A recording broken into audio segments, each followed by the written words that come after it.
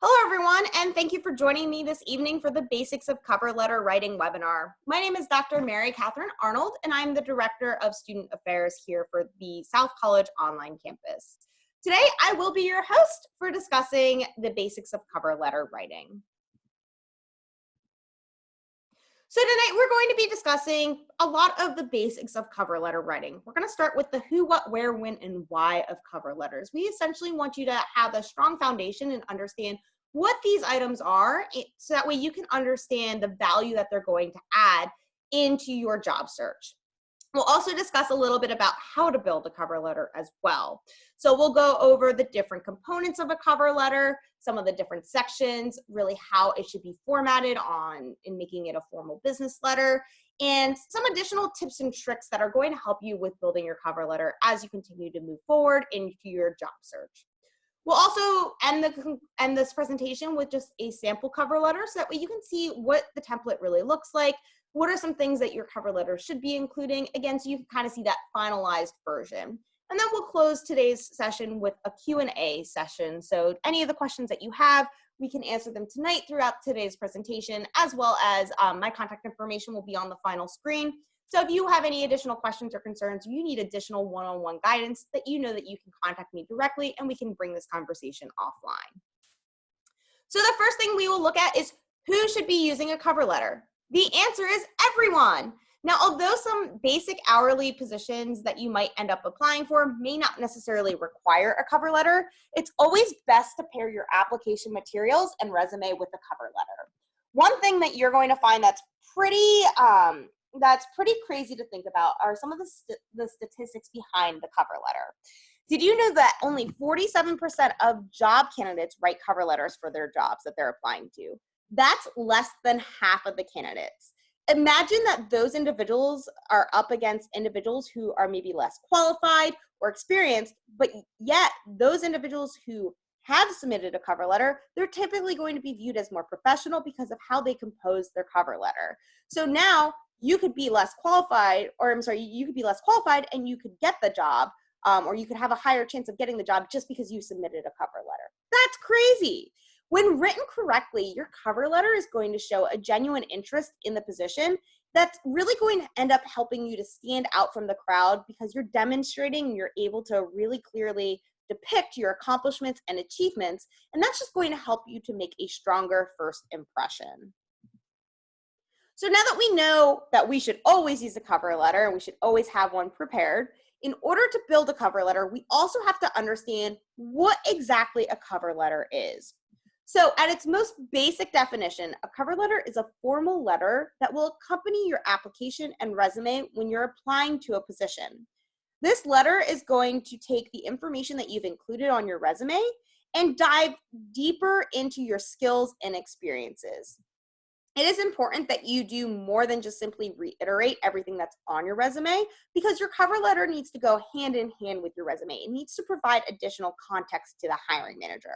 So what you really want to do is you want to take the time to find specific examples of projects or achievements and demonstrate the direct correlation between the desired position, your resume, and your qualifications.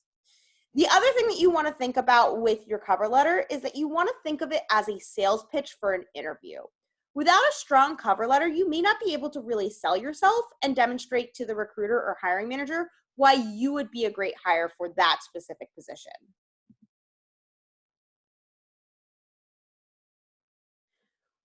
Let's go ahead and talk about the where and when to use a cover letter as well. Because again, together your cover letter with your resume, it's going to help complement each other. Just as we mentioned that everyone should be using a cover letter, it's important to know how you're going to submit it and when to submit it. So no matter what, you always want to have your cover letter submitted during the time that you're applying for a position. Your cover letter should be considered a part of those application materials that you're submitting. So many times those application materials are going to consist of three major things, which is your cover letter, your resume, and a list of your references. Now, although you want to submit it during the time of application, since every company uses different applicant tracking systems, or what we like to call in our career advising world an ATS, you may have to get a little creative with how you submit your cover letter. A lot of ATSs will have a spot for you to attach a specific amount of documents, or for you to attach very specific documents when you are hitting the application button and you're hitting the submit button. When this happens, you won't need to really be concerned about whether or not your resume and cover letter are combined into one document. However, you may also run into some positions that may only have a spot for you to upload one document, which would typically be for your resume. But again, because we always want to submit a cover letter, now we need to combine our cover letter, our resume, and our references together into one document. So you need to be able to be a little bit flexible during the application process. So that way you're ensuring that you're always submitting a cover letter with every job that you're applying to. And that brings me to the next major important talking point, which is why should you use a cover letter? So I already mentioned that it's really important to use a cover letter because it's going to help you to be viewed as a stronger professional, but also because it demonstrates a genuine interest. Recent studies actually found out that 53% of employers did not feel that the resume was sufficient enough. Can you imagine that means that probably for a little over half of the people that are applying for these positions, that they might not even be really truly considered for the position or they might not be receiving an interview for these positions just simply because their resume just didn't have enough information.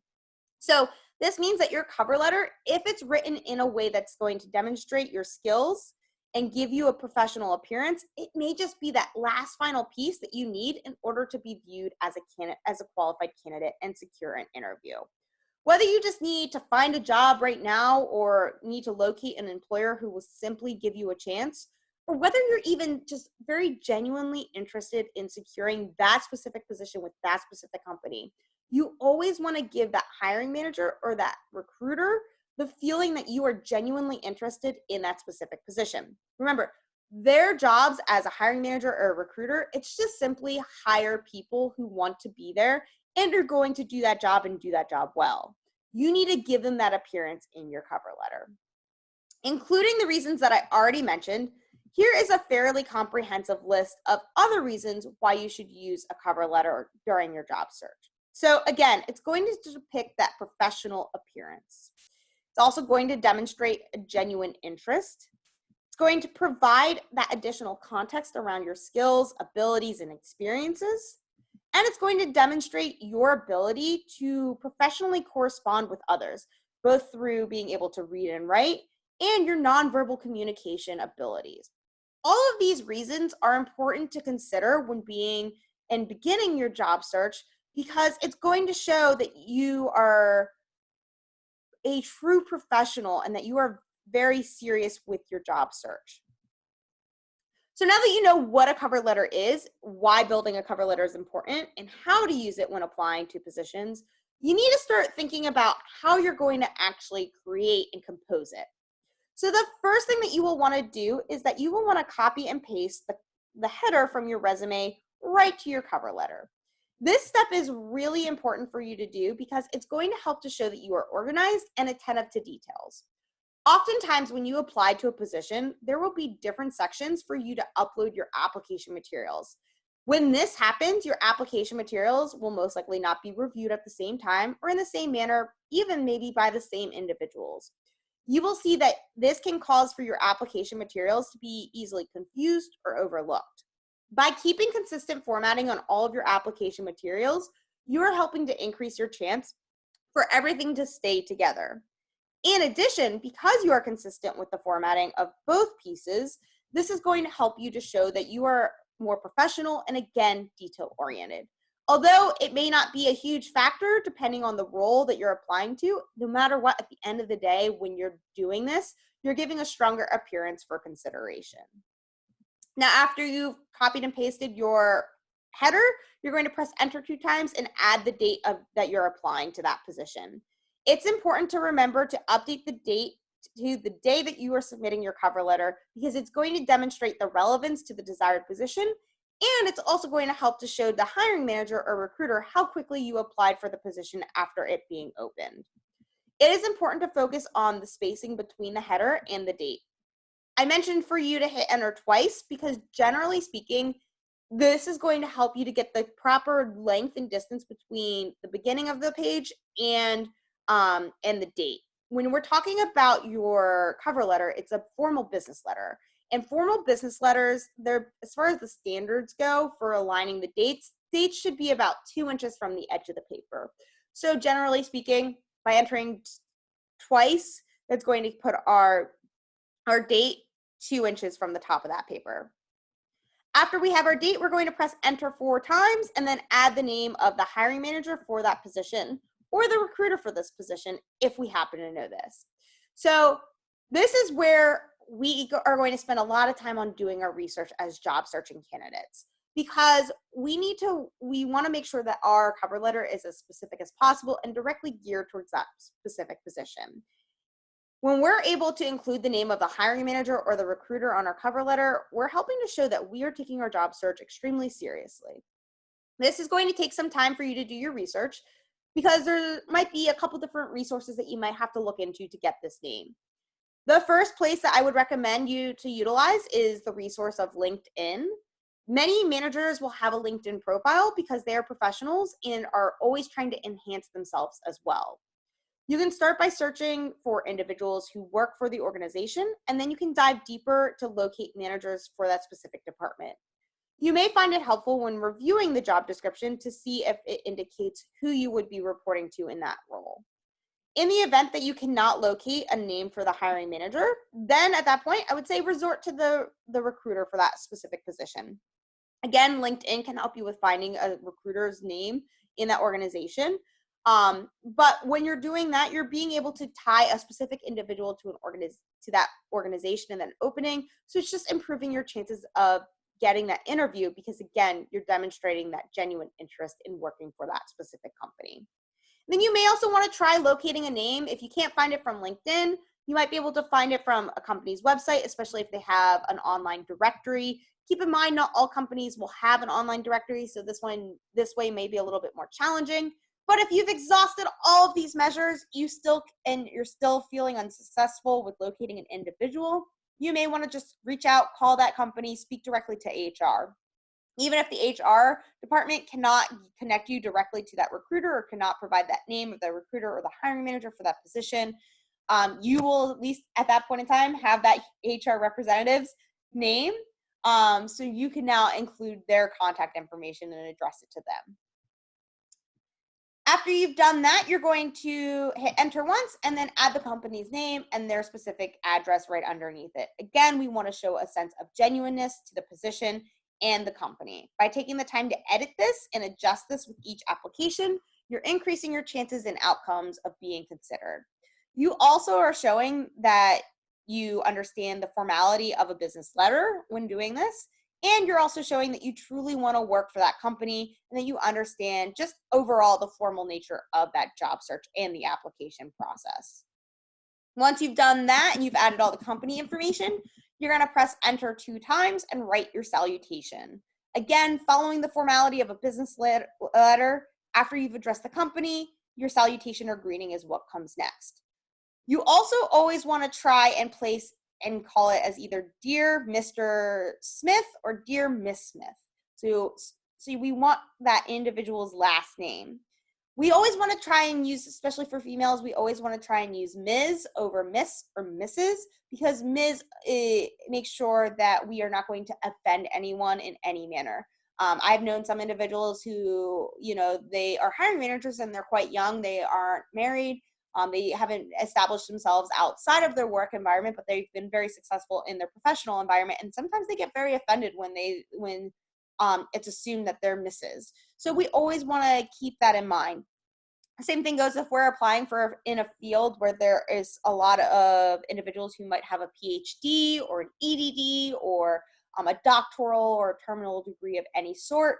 If we know that they happen to have that, then we want to always address it to Dr. So-and-so, just because we want to make sure that we're showing that we respect their status, we respect the educational and the formal training that they've received, and that we want to make sure that they know that we understand the significance that their formal training has had on their career and their impact.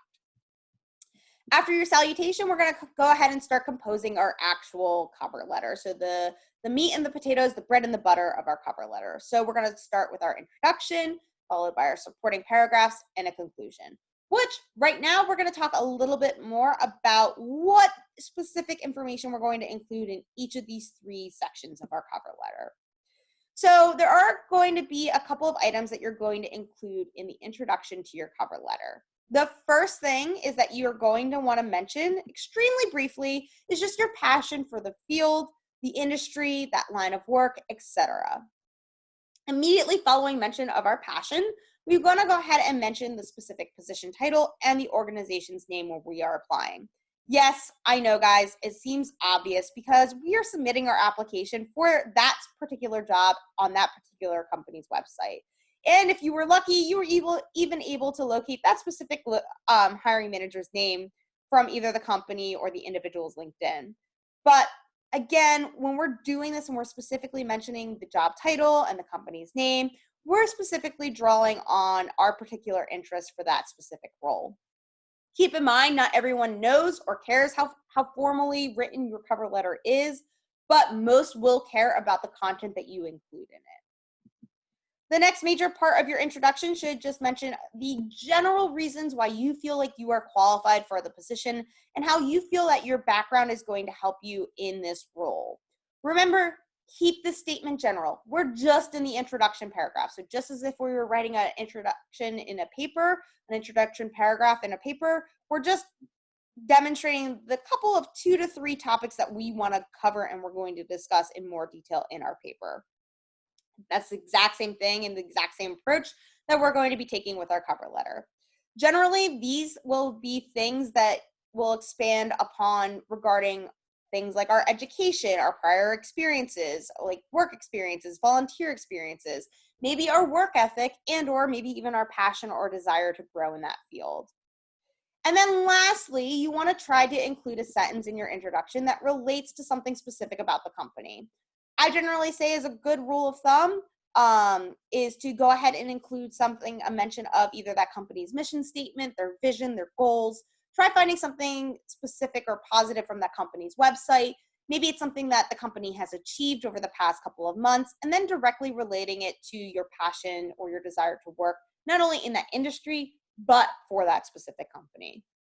By doing this, once again, what we're doing is we're just portraying that we have a genuine interest in working for that specific company in that specific role, and that we generally believe that we would excel by being chosen and selected in that role. You want to remember that you're simply using this first paragraph just to introduce your general rationale for why you believe you're qualified for this position and why you're applying to this position. Since it's an introduction, think of this paragraph again as if you were writing a paper, which means that as far as length is considered, we're talking only about 3, maybe 5 sentences at the most. Now your next section is going to be really where the meat and potatoes come into play with your cover letter. This is going to be where the hiring manager and or your recruiter is going to spend the majority of the time reviewing. You want to use this section to really sell your skills and everything great that you have done and accomplished. Now, the tricky part to this is making sure that your cover letter is relevant to the desired position and that you're not just regurgitating all that information that you already have included on your resume. So this means that you need to be prepared to go in and make some lengthy edits from time to time on your cover letter.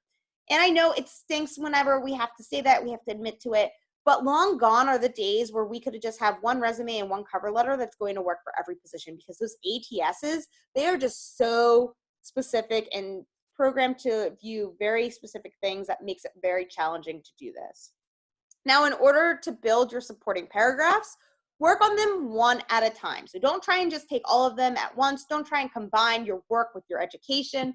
Do one of these components at a time. So one paragraph for each of these components that you want to include in your cover letter.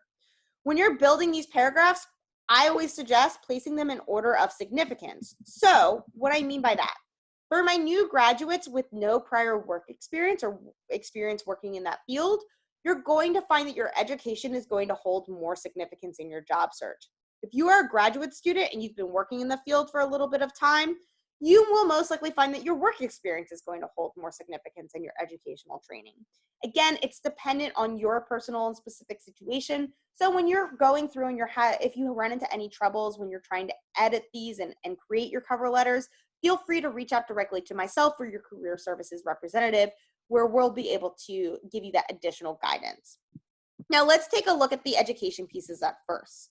So to highlight your qualifications, take a look at the job description first and identify if there were any type of courses or specific projects and classes where you completed similar tasks as what that job is going to require you to complete. If there were any of these specific types of examples, you want to make a direct connection between your coursework, your studies, and the job. Don't forget to also look at the transferable skills. So for instance, if there are lots of jobs that are going to state that you need to work as a part of a team, you want to make sure that in your cover letter that you're taking the time to specifically list any of those experiences where you worked as a team, your role in that team, and how you overcame the obstacles, the goals that your team were able to achieve. Generally speaking, what our objective is with this paragraph is to make it very specific to that desired position. Now, you're also going to take a very similar approach when you are talking about your work or your professional experiences as well. Even if you do not have work experience that is relevant to the desired position, you still want to include information about your past work. It is important to show that you are employable and a good employee. So keep in mind that you can always use things that are like transferable skills. So your time management, organization, your communication skills, things that can transfer from one industry to another. You can always include that and talk about that in your work or professional experience paragraph as well.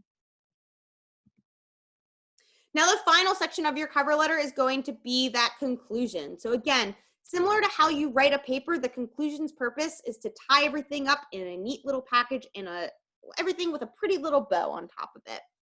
Some talking points that your conclusion should include are reiterating the main reasons why you are qualified.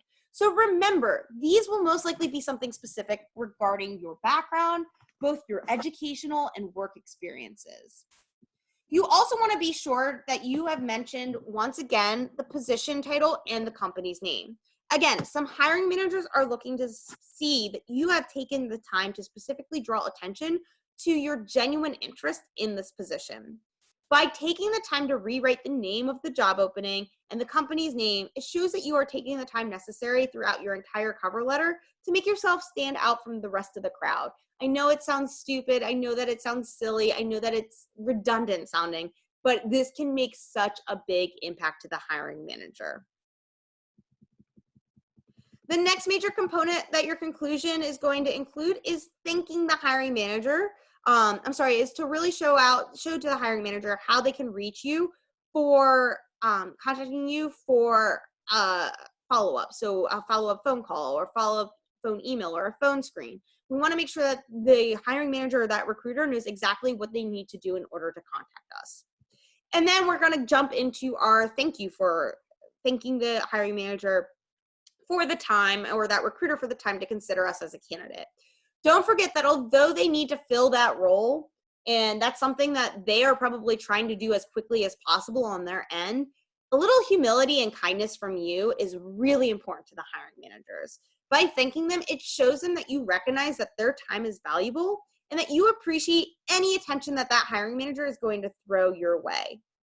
And then the final component that you want to make sure that you're including in your conclusion is that it's reiterating your enthusiasm for that position, that company, and that environment. Be sure that it ends on a positive note and demonstrates that your passion is the one characteristic that sets you apart from the rest of the crowd. You also want to make sure that that when we're talking about this hiring manager and we're mentioning our enthusiasm, when we're thanking them, you also want to keep in mind that it's not just your application that they're looking at. They're looking at an average of 250 applications and submissions or more for every position. So it's exhausting as a hiring manager. So being able to really kind of draw upon these types of things is going to be a big key to your success with writing your conclusion. So now that we know the basic construction of a cover letter, I do want to just go over some of those additional general tips that you want to keep in mind. If you've attended our basics of resume writing session, you're going to notice that most of these or many of these are consistent with those types of tips that were given to you with your resume as well. And this is due to the fact that your cover letter is just as important in your job search as your resume and the rest of your application materials. So first and foremost, when we're talking about your cover letter, we want to talk about the length of your cover letter. Typically, you want your cover letter to remain approximately 1 page in length. Although a hiring manager or recruiter will spend more time in reviewing your cover letter than they typically will do with your resume, they still do not want to read a novel. We don't have time as hiring managers to read a novel. So make sure your cover letters that they are driving home the key areas that are significant in demonstrating your passion, your drive for the position, your skills, your experiences, those types of components. Just like your resume, it should provide additional information on your skills and experiences, your knowledge, and your abilities. It really is just a snapshot of a specific scenario or a few specific situations that demonstrate why you are the ideal candidate for the position. Now, there are some exceptions to the 1-page rule. The first one is if you've worked in the same industry and have worked your way up the ladder. The second one is if you are submitting it through a box on their website in which they can't, and you can't control the formatting and you can't really control the length. And the third one is if the job description provides many specifics that you will need to emphasize and highlight for your consideration. Now, although cover letter formats will be slightly different, as the header and the font should be consistent with your resume, there is still some general outlines and things to follow that you want to keep in mind. So remember to focus on the general spacing between each of the components of your cover letter. A good resource to find out more information about the spacing of a formal business letter can be found within FBLA's or the Future Business Leaders of America on their website. Now, you also want to think about consistency with your resume. So one of the biggest things to keep in mind is, you want the consistency of your cover letter to be consistent with your resume. And one of the biggest things that you want to keep in mind is that your cover letter is meant to complement your resume and vice versa. So this means both within the content and the style. Focus on the font and the font type and the font size. You want to match this with your resume. Remember, we talked about some of the best fonts to use on your resume would be your serif fonts. So they're your fonts with the tails at the end of their letters. Some of the fonts you will want to use on both documents include things like Times New Roman, Arial, and Garamond. You also want to match the font size of your resume. So as a general rule of thumb, we said that your font should never go below a 10-point font and that your font should never be larger than a 12-point font. So these are the standard choices of font size for people to read. They don't tend to cause a lot of headaches, and they allow the individuals ease with processing the information that is on that content. Your cover letter should also resemble a well-written paper. So I mentioned this earlier when we were talking about some of the different sections. The great thing about your education at South College is that you have been given the opportunity to really refine your writing skills throughout your coursework. So you want to make sure that you're utilizing this to your advantage. Although your sections will not be labeled like your resume, think about them in the traditional 5-paragraph. Your introduction, your 2 to 3 body paragraphs, and then your conclusion. Spelling and grammar, just like your resume, guys, don't forget about the spelling and grammar for your cover letter. This shows professionalism, and it shows that you're taking the job search seriously. Chances are, if you don't proofread your cover letter before you submit it, it's going to see the garbage before it gets any further in the job search process. Even if a hiring manager isn't someone who's super nitpicky about grammar and spelling, the ATS might be scanning your resume for those pieces and those components. So you want to make sure that in both your cover letter and your resume that they are grammatically correct in spelling and they're accurate spelling. And then again, just like with your resume, we're going to keep in mind the keywords and key phrases. Again, a lot of this comes down to the applicant tracking systems. Remember that hiring managers are more interested in seeing that you are capable of doing the tasks at hand based off of your past experiences. So that means that your cover letter needs to provide those specific examples that utilize or are based off of those keywords and key phrases from the job description.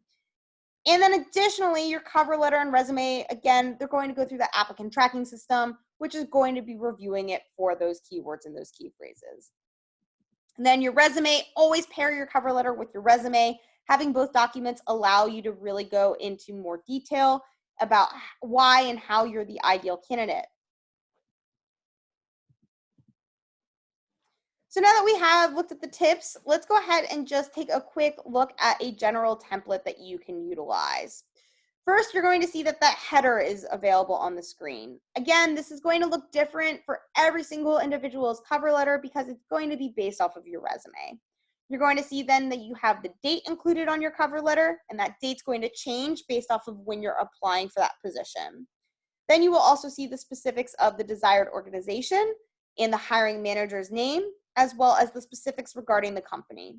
Again, do your research, take the time to do your research, try to locate a name. Even if it's the incorrect name, if it's an individual who currently works for that company, it's going to be viewed as more impressive, and you're going to be viewed as a more impressive candidate. Then you're going to see that introduction paragraph, it tells exactly how to add some of that information that we discussed, some of those things about information about the company, the job title, something specific about the company's mission statement, something that's going to tie directly to your passion for that field. And then when we go a little bit deeper, we see that this template has a paragraph for education of the student, and then it also has a section that's going to talk about some transferable skills, things that are going to have great impact on the applicant's abilities. Now, the one thing that I do want to note just with this template that you're going to see that's a little bit interesting that we didn't really mention is that it does have a bulleted list of here that is going to talk a little bit more about some of those interpersonal skills that this individual has. Bullet points can be a tool for you to utilize in your cover letters. There's something that you don't have to do. They can help because it breaks apart some of the content. But it depends on what your experiences and your background is, whether you really should be utilizing these or not. Once we get beyond those bullet points, you're going to see that the applicant tries to focus a little bit more on that specific work experiences as well, where they're highlighting, again, some more transferable skills that are going to showcase. So we're trying for about 3 to 4 skills in each your educational section and your professional experience section as well. Then the final paragraph is your conclusion. Again, as I mentioned throughout this presentation, here's where you're going to reiterate your enthusiasm for the position, provide the information for how the hiring manager can reach you, and that general thank you for that hiring manager for his or her time. Now, the one thing that is a component that I did not discuss up to this point in the presentation is how you should sign your name. A good practice to keep in place is to use the phrases of either respectfully or respectfully submitted prior to signing your name. Although you can definitely use sincerely or thank you or regards, generally speaking, these are a little bit more formal phrases that are going to be used with more personal connections and more personal relationships that you may have already had standing, where respectfully submitted or respectfully is going to help to demonstrate that I understand that person's authority and I respect the time and effort that they're putting into reading my correspondence. And then the final component that you're going to see that we did not discuss is the words disclosure in brackets. This is another component of that formal business letter writing that many are not actually aware of. So in any time that you're writing a formal business letter, if you are referencing another document or an attachment, you're going to make sure that you indicate that there's an enclosure at the conclusion of this paper or at the conclusion of this letter so that the hiring manager, that recruiter, knows that they are looking for additional information that you reference in your cover letter. So hopefully now you have a thorough understanding of how to start creating your cover letter here at South College. Be sure to not only utilize the information that was presented to you in tonight's presentation, but also the resources that are available in the Optimal Resume Suite. You will find that when you log into the Optimal Resume Suite that it's a very easy tool to use. It's very easy for you to kind of just plug and chug your information, and it's going to format everything for you. The other thing that I would recommend is to check out our South College Career Services workbook. that will also have, it also has a section on how to write cover letters so that you can really get a clearer understanding and you can start to draft and use those exercises to your advantage. So at this point in time, I would just like to open it up for questions to see what questions you might have and how I might be able to better assist you while you work to create and write your cover letter. So it looks like the first question that I have is, I'm a health science student and will be seeking an entry-level position when I graduate. I've never worked in the healthcare field before. What are some of the skills or experiences that I should highlight on my cover letter? So it's hard to really answer without knowing a little bit more about your specific situation, such as your professional background. But what I would say is that you're probably going to want to really focus a lot on those transferable skills that are relevant to the desired position. A lot of times when we're talking about the healthcare field, some transferable skills that they're looking for are things like your communication skills, your organization skills, and just your overall work ethic. When you include these, try to mention specific situations and scenarios that prove your successes in these areas through the entire length of either your courses or the entire length in the timeline that that you are referencing. So maybe, if we're talking about your schooling, maybe talking about a specific project that you had where maybe you didn't have to cram, or maybe talk about group assignments or when you had to handle a confrontation at a current employer, or maybe during a group project. Just be specific, tell a story, and demonstrate your skills through how you're concluding that story. Should I include achievements in my cover letter? Absolutely. These are going to help you to stand out from the crowd. So definitely want to try to include achievements wherever possible. Cover letter and your resume, they really just help you to build that value. And then the last question is just that I see is, should I use a bulleted list to include keywords from the job description? Again, it's going to really be dependent on your specific situation, your specific experience. I typically try and encourage you to do it if you don't really have a lot of prior work experiences or you can't really identify enough transferable skills. Then yeah, it might be beneficial for you to do that. Otherwise, if you can show and you can utilize and you can write more details about your specific experiences and make your cover letter as specific as possible. Specificity is huge in the cover letter writing world. So if you're able to do that, that's actually going to help you and benefit you a little bit more. So at this point in time, I don't see any additional questions. I do want to thank everyone for attending today's session. I hope that you found it to be beneficial. Should you happen to run into any additional questions or concerns, please do not hesitate to utilize my contact information that's listed here on the screen for you. Like I said before, if you are located at one of our ground campuses, you can also reach out to your career services representative as well. They'll be able to better assist you and guide you through writing and drafting up your cover letter as well. All right, everyone. Well, thank you so much, and I hope that you have a wonderful evening.